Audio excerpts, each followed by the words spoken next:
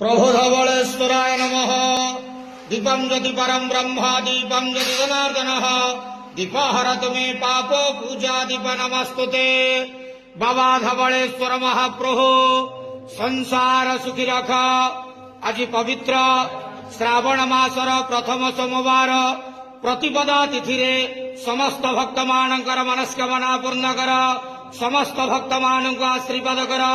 कर्म क्षेत्र उन्नति कर। ग्रहरिष्ठ मान खंडन कर।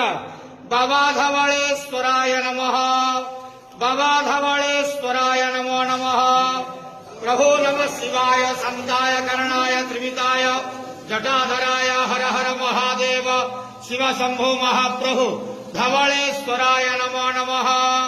संसार सुखी रखंतु आनंद गेवार हरि बोलो। आज श्रावण मासर प्रथम सोमवार समस्त भक्त मानक आशीर्वाद करंतु आनंद गेवार।